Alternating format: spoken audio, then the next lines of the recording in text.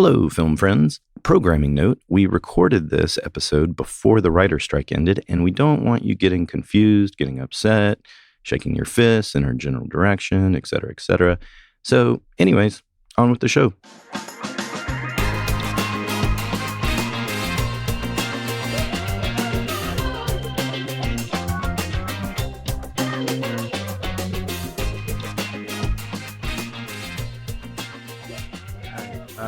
Here we go. Ahoy out there, film friends, friends of film, and everyone in between.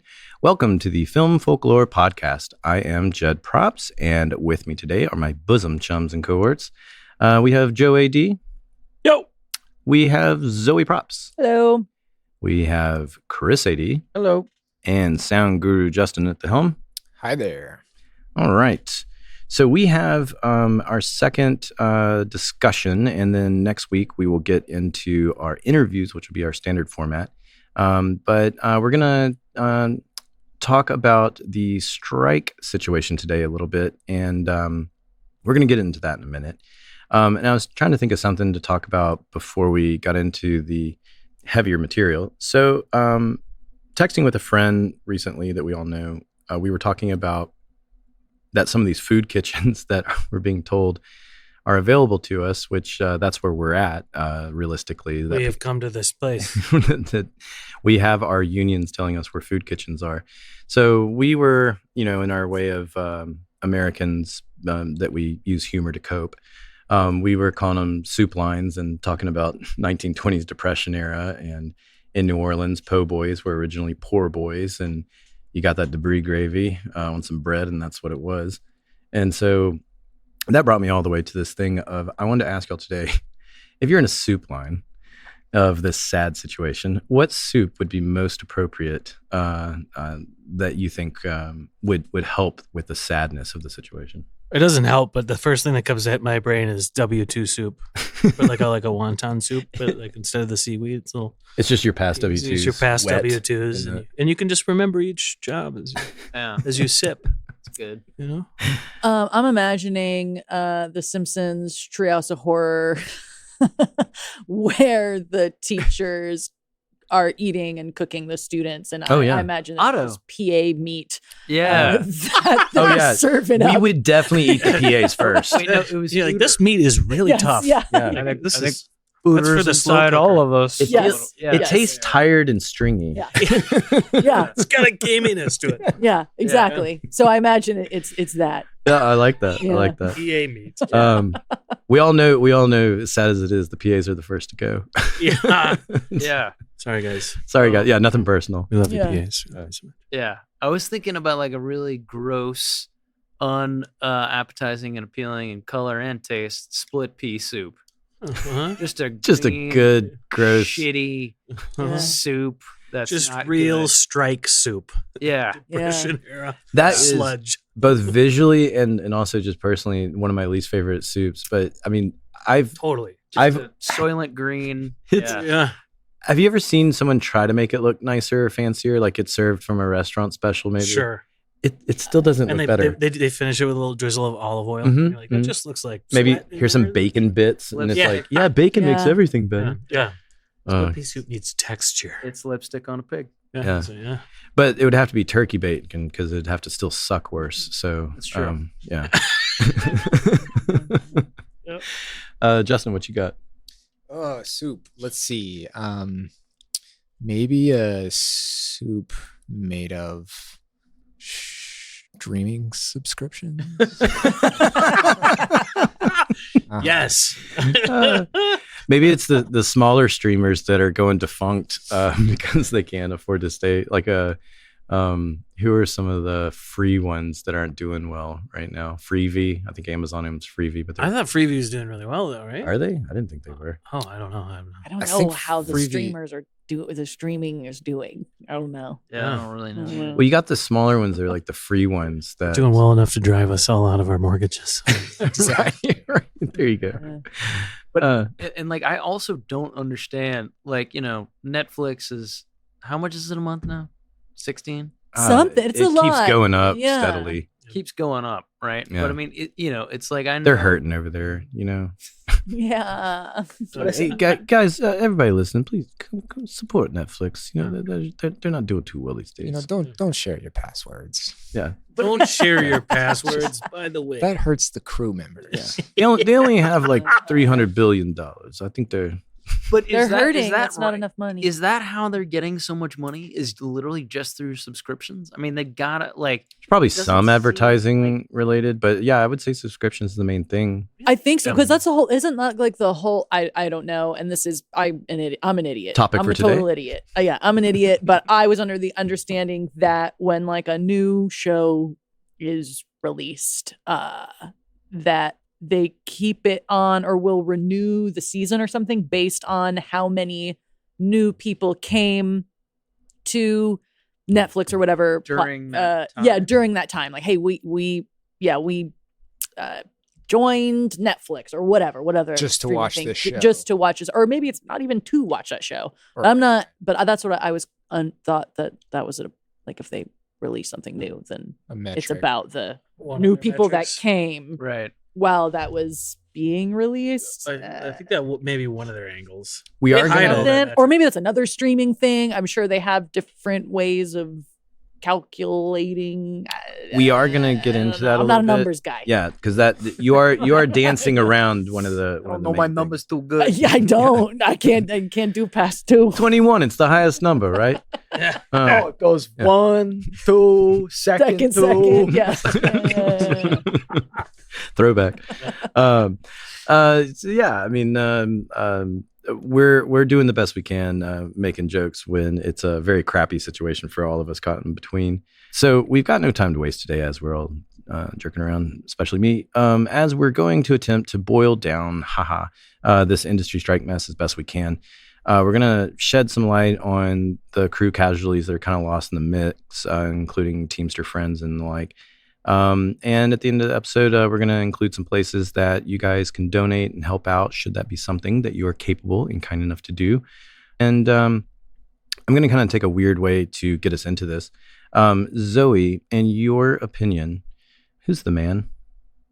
Like the man, like we're talking. Oh, like yeah. School of Rock. Oh, the yeah, man. the man. The Mhm. man, Yeah. like on set. And just who's the man to you in general? I mean, Coppers probably. Coppers? Like we're talking like the man, the man. like authority. He's getting you down. You know. Who's getting me down? Am I the man? Oh my god. Am I the one putting it down? On the next It's me. episode of Black Mirror. Yeah, what? uh, I guess in general, I don't know. I guess I would say Coppers. Yeah. Coppers, all right. Yeah. Government. There you go. I Now say we got government. it. I change. Yeah, that's the real one. Yeah. Cut out the other part. Yeah, Things that's- that I said. Yeah. I'm looking at this list you've got here. Oh yeah, And this is- that's where I'm getting us towards. Mm-mm. That's it. But to me, I think Bob Iger, and we can get into it a little bit, but his comments on Let Them Bleed. Oh, his Marie Antoinette comments. Yeah. Golly. That's the man. right Although I there. will say, what's interesting is how he's been singing a different tune more recently, as Disney He sure swiveled. has hemorrhaged over $1 billion in contract cuts and things, and $1 billion that, by the way, could have helped keep the entire working industry afloat in the whole time that they're not doing anything.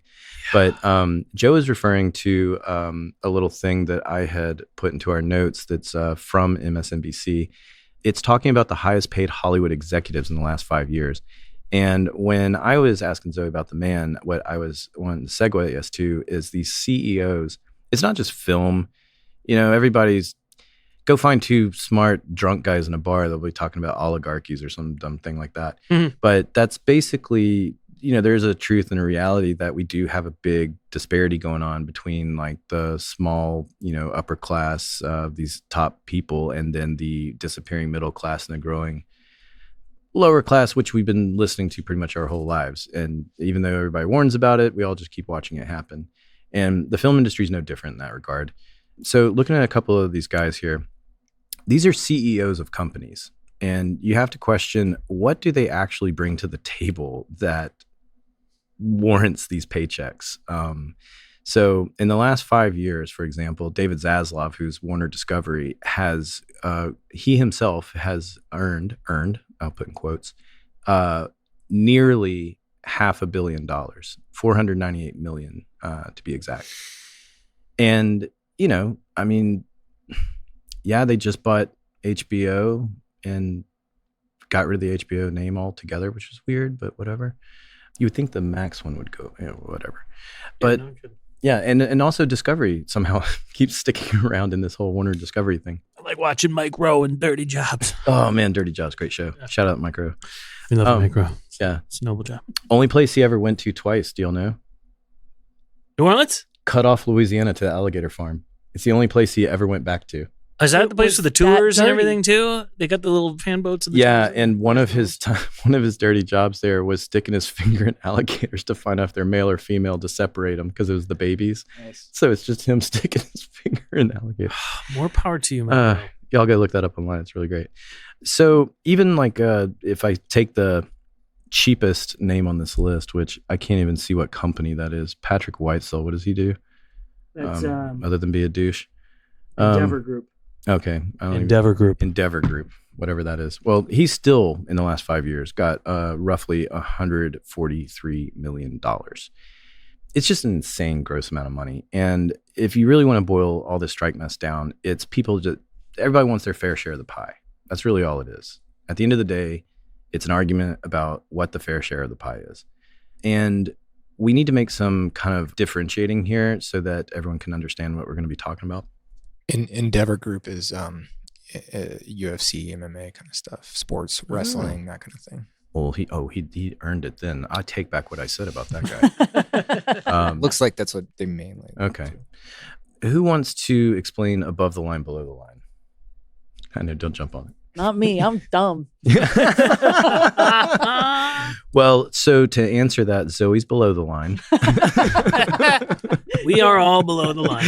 But I mean, I would like this explained to me because I mean, every time I think I know, there's something that I don't know. Right. There's always a surprise. The line can be a murky place. It is a murky place. Yeah. Straight line. Technically, in the DGA, y'all are above the line and below the line, all inside of your guild. Inside the guild, we have both. They don't like y'all. They don't. Stay down there. Everybody hates ADs. Yeah. They do. Yeah, that's true. DGA, we love you so much. Including me. So much. That's why, this whole You know what? thing. You know what the DGA told me? What? Get out. That they hate you the most. Yeah, that makes sense. They called me up. Have you met that guy? Yeah. They called me That's up. the man. That's the man. That was the award. You're the man. I'm the man that they all hate. Yeah, that was the award that I got. Hated one. There's a picture of me going. So yeah. Anyway, we don't know what that is. Well, the truth is that I think all of us have an idea of what it is, but we probably need some producer that is quote unquote smarter than us to tell it. But kind of, I'm going to sidestep for a second to a thing Chris just said, that we are also a very odd industry in many ways, but in that we don't generally promote from within in logical ways. So I just want to make a point to what Chris said.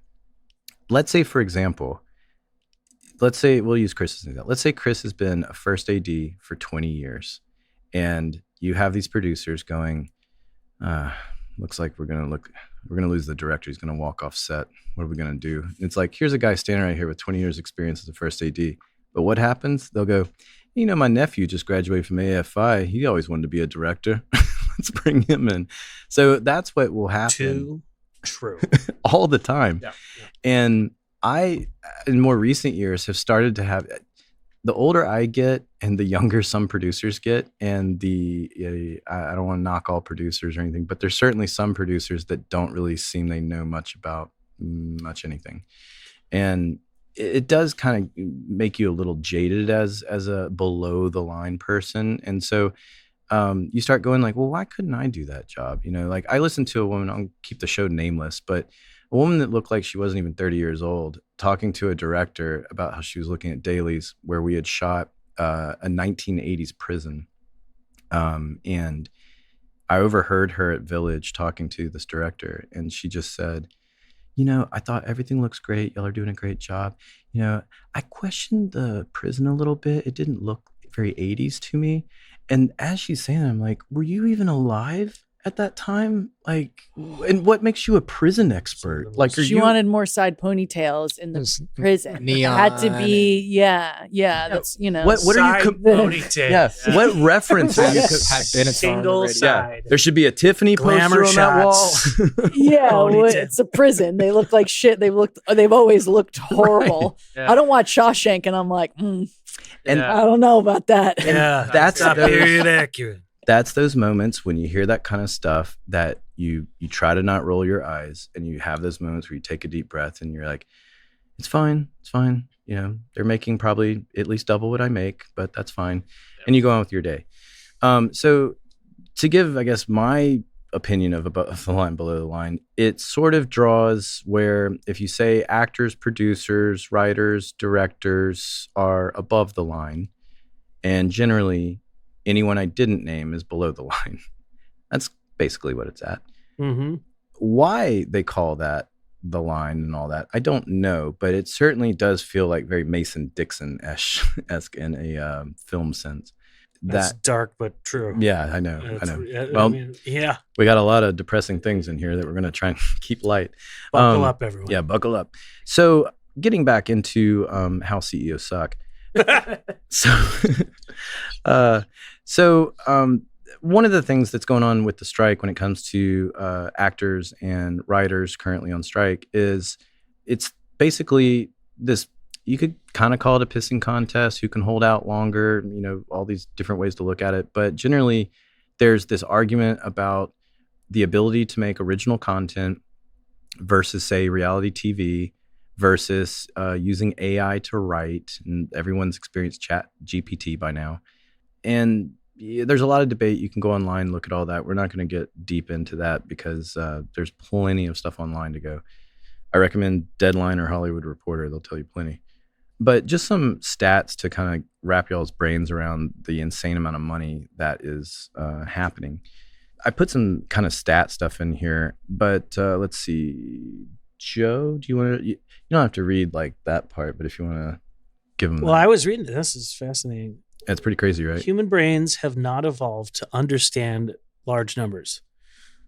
As a result, we tend to vastly underestimate how large 1 billion is, which is true. Like, that's like it is a noun, but it's an image in your head now more than an actual number. Mm-hmm. 1 million seconds equals 11 days. 1 billion seconds equals 32 years. Fuck. Yeah. 1, 2. Two, Second second, third second. I know numbers. So basically, if you wanted to count your $1 billion by hand, singles, it would take you It would take 32 years. Yeah. I mean, granted, you're doing a one per per second. second and never Yeah. second. You would never also sleep. need, Which is Never how I eats. count my money. Yeah. Single dollar bills. yeah, Time. Once. Licking the thumb between each Uh, yeah. one. You would need a Scrooge McDuck silo. That's probably like the Sears Tower. Yeah. To keep all your billion singles in. Away from the Beagle Yeah. Brothers. Yeah. What do you got? Yeah, it's a gross amount of money. This is yeah. Okay. How's this? That good? Here we go. Okay. Whenever I'm ready. Okay. Here we go. Hey everybody, it's Joe.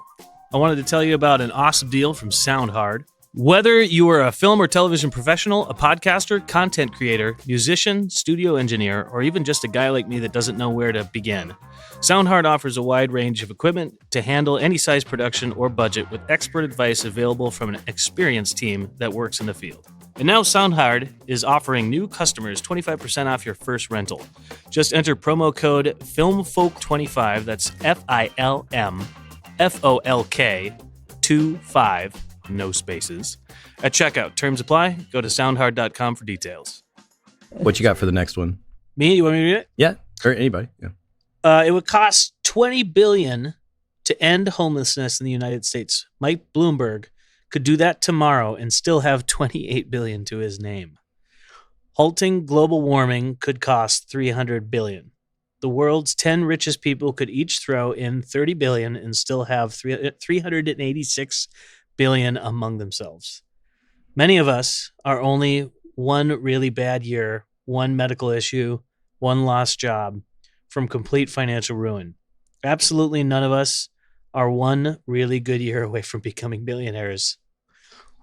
Yeah, and then we could skip down to one more, and then once you look at the 2 ways to become a billionaire.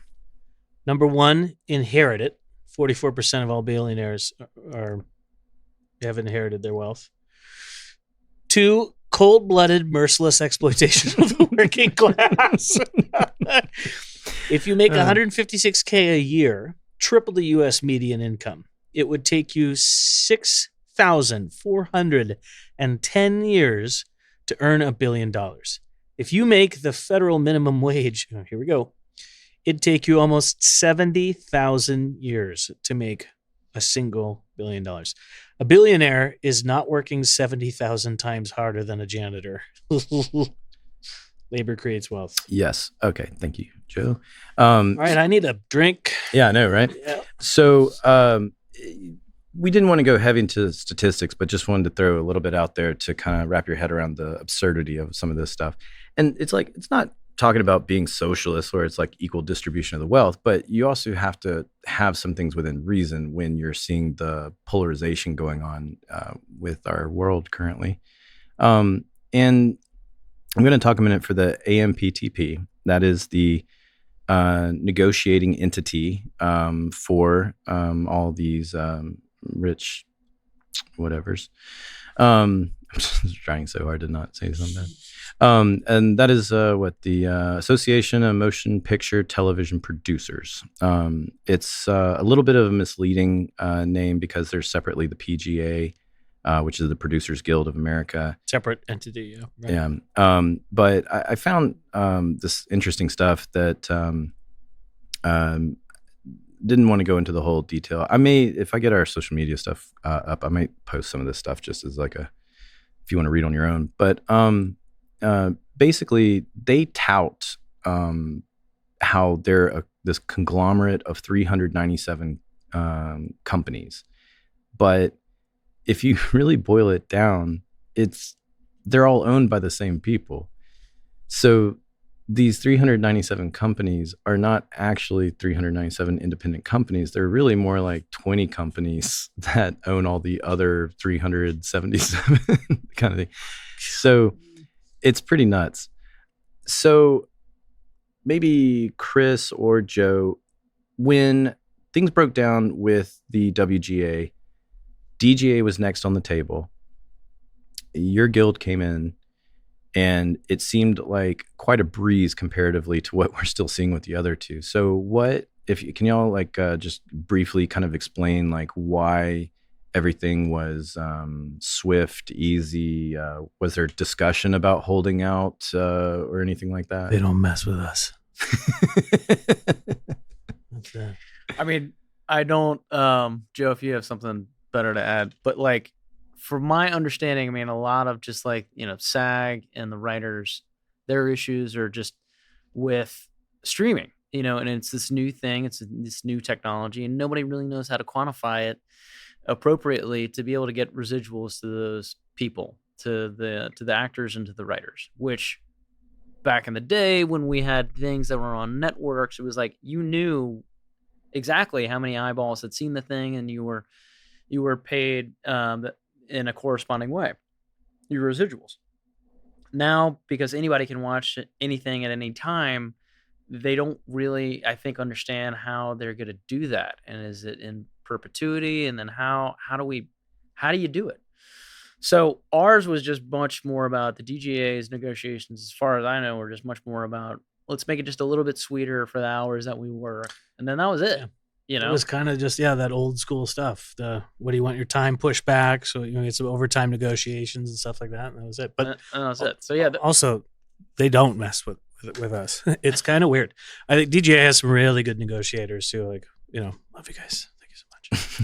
But it was Yeah. also positioned in such a No way where it's like discussion. things got so hot with WGA or WGA was striking already. It's already all Yeah, they were. they were. They were, yeah.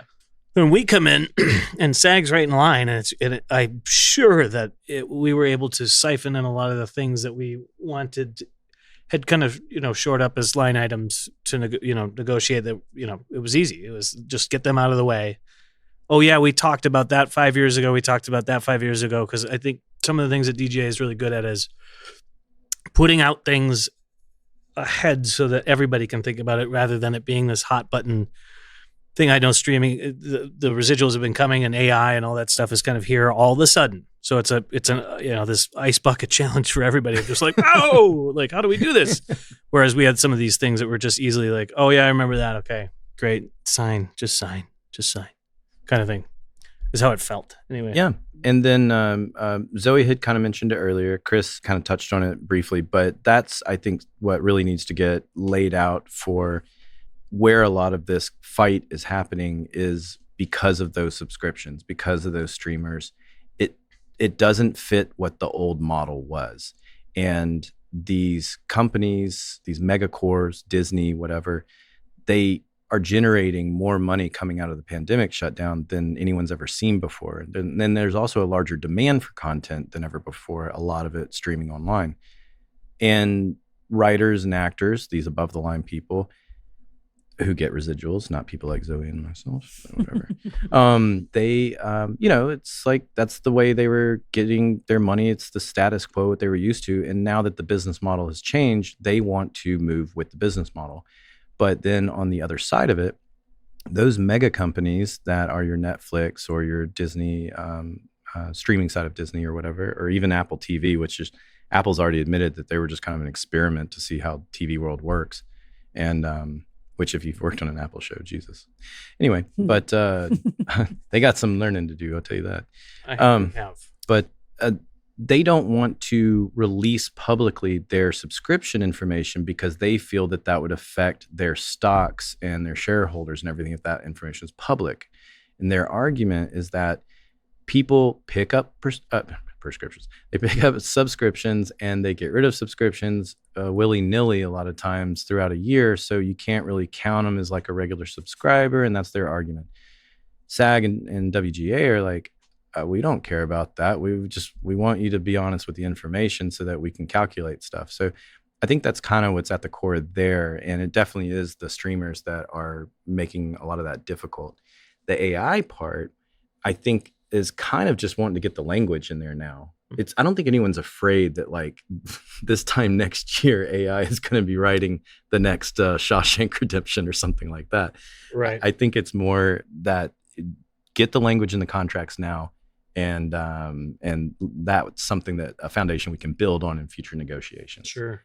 And then the last thing I'll say to that, one thing that I thought was really cool when it came to SAG was standing up for background. Did y'all see that part of it? I did, yeah. That was cool. Yeah. It was cool. Do you want to talk a little bit about it, Zoe? Yeah, they because that was kind of an AI thing too, right? Mhm. They wanted to scan. For a very small nominal fee, they Yeah, want to be able yeah, to scan and own Yeah, background extras. and background likeness. background in makes perpetuity. as much as PAs, if not less. Less. They work just as long as hours. They don't make good money. So basically they were trying to put something in where they can just like scan their likeness and use them for a day and like duplicate them, kind of thing. And yeah, SAG stood up for stood him. up for him, which Yeah. is cool because what? Well, if you think about it, What? Because they get shit on. And They get shit on. But then also, okay, sure, maybe you don't care about background and if their likeness gets scanned, but you might care about like the additional background costumer that they bring in, or Mhm. the additional makeup artist, additional props people to prop up those people. You know what I mean? So yeah, Right. scanning that one person's likeness is not just that one person losing a gig for the next week out or whatever, however long they're needed, but also other additional players, film workers that could be working Yeah. because of these totally background artists. Yeah. And I mean, it was total bullshit that Yeah. like, we're just gonna scan you once, we're gonna pay you for a day, and then Yeah. we're gonna use your image in perpetuity Till the end No. of time. for Yeah, 100 forever. months. Yeah. Forever and It's the ever. most straight up sci-fi creepy request. Yeah, Like, it it's is. just- And Well, that's what, like with your AI thing, get ahead of it. Like AI is moving very, very quickly. We don't know really maybe what direction it's going in. So might as well put some, I don't know, regulations in Sure. there now before, I don't know. Yeah, something. no, 100%. Something. Yeah. So that's definitely when it comes to say like the background, I had this thought that like if one background extra went around to every major company and for $100 said you can scan my face, they get to walk out of a door with a stack of cash for maybe $800, and you might say, all right, hey, you just made $800 today, and you also lost the rights to your own face for the end of time. So Yeah. I mean, you make your own call there as a person, but It's the worst. so It's unbelievable it's Yeah. just crazy. that somebody had the audacity to propose. So that's another thing that's kind of interesting in these negotiations as they keep breaking down and everything is that after each breakdown, the AMPTP releases what they were offering each round, and they're going like, "Hey, we don't know why these people won't agree with us. We're offering unprecedented wage increases, unprecedented retirement bonuses, blah blah." They are touting all these things they're offering. What they never mention is what they want. That has yet to ever be. And so where we got a window into what they want was when SAG was like, absolutely not with the background. Like, you Yeah. can't do that. Yeah. So that's where you get a little window into like what they're asking for. And And that's going back to why I say Bob Iger's the man. I know he swiveled the boat around, but he's just so crusty with that shit. That he said they're being, what did he say? I'm going to misquote him. They're being unreasonable. Like these people, he said of all SAG and writers, these people are being unreasonable. Let them go until their mortgages, they can't pay their mortgages and blah, Mhm. blah, blah. yeah, I think Gross. I could be misquoting him, but I think he said, I'm a shitty human and I suck. I think Yes, yeah. Well, if you play in reverse, it's like a Chicago record. possible You can play it misquote. backwards. And he's Don't like, quote I'm me a- on that misquote. You know what I mean? Yeah. All right. So, anywho's, also, Zoe, you'll like this. In my notes, I had so long dental plan. Yep. Lisa needs braces. Dental plan. Lisa needs braces. Yeah. So, the last thing I guess that we can kind of close on with this, because we don't know where the end is in sight. There's a lot of people trying to predict. No one seems to know. I would say if we haven't seen resolution by October, we should probably not bank on prepping much before next year. But we could be wrong. Maybe tomorrow suddenly everything gets done. One thing that's for sure, have you ever noticed they love resolving these things on like a Saturday? Like when no one's paying attention, the news is distracted. Like suddenly, like Saturday, you'll just get like a little snippet in a news ticker at like it was eight page 8 news kind of thing. Yeah. Mm. But yeah, we all hope that it ends soon. And then next year, Teamsters, and then last but not least, the largest union and also the weakest union, IATSE, that is Zoe and mine. That's the International Alliance of Theatrical Stage Employees. Oh, and Justin. That's when we're going to have our rounds of negotiations. And the sad truth is that, Next year already? Stop. but don't worry, I mean, I'm we're also destitute that we can't afford to strike. So you don't have to worry. We have no other leg to stand on. So I'm pretty sure we'll get a rubber stamp deal that will suck. We'll probably get an automatic 3% increase that they always do, even though inflation is moving faster than 3%. So Yes. we'll lose money in the process. That'll be fun. Ugh. IOTC leadership. I hope you do well. So anyway, in wrapping this up, because we just wanted to kind of touch on it, be a little informative, but really we also want to kind of shed light that a lot of the workers kind of caught in the middle of this have all been suffering while it's like adults have a money fight, basically. You just feel like they're throwing cash at each other while you're in the other room with a pillow up to your ears. So vivid. yes. So what we're asking anyone that might have the ability, or maybe you want to be supportive, we would love for you to cancel your subscriptions. You get to save a few bucks while you do it until this gets resolved. We also understand that companies like Disney have your kids lured like a Happy Meal. So maybe that's a little hard for you to cut that cord. But if you are in any of the major states that most production happens in, that's California, New York, Louisiana, Georgia, can't forget them. And then New Mexico, Texas, maybe ascending on the horizon. We don't know yet. Keep an eye on Texas. But those are kind of like the major spots in the U.S. Canada, what would be Vancouver, I guess. And if you're Quebecois, you'd be in the Montreal, Quebec City area. But you can help in a variety of ways if cutting the cord on your streaming isn't enough. But keep an eye on your legislation in your state. Support pro-film. Film equals jobs. It's as simple as that. And there's places you can donate to help, especially if you know someone that may be hurting right now that needs help in the industry. Obviously, we're not funded by BetterHelp, but maybe if we keep talking about mental health, we'll get them. But, mental health, very important. So if you know someone that is having these hardships, make sure they're checking on your friends, checking on your family.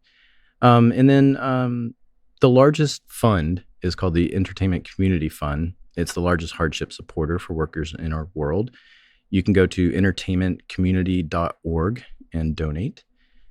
There's a really cool startup that a bunch of actors and writers who are noticing IATSE and Teamsters who are hurting. They are called the Union Solidarity Collective, and they are Tusk, TUSC, and they are at tusktogether.com. I believe currently they're raising money to help people keep their health insurance afloat. I think that's what their current thing is.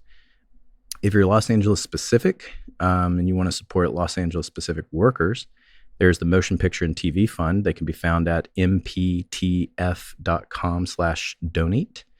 And last but certainly not least, our PAs. We want to give a shout out to PAs. They're already horrifically underpaid. We've talked about that in a different thing, but does anyone want to get on a soapbox for a second for PAs? Anyone? Love you guys. Yeah. Noble profession. This is a noble profession. Noble profession. I have no earthly idea how a PA, obviously a PA went and got another job. There's no way you're riding the storm. Yeah. They're all... PAs are probably the best at going out and getting other jobs. Right? True. Yeah.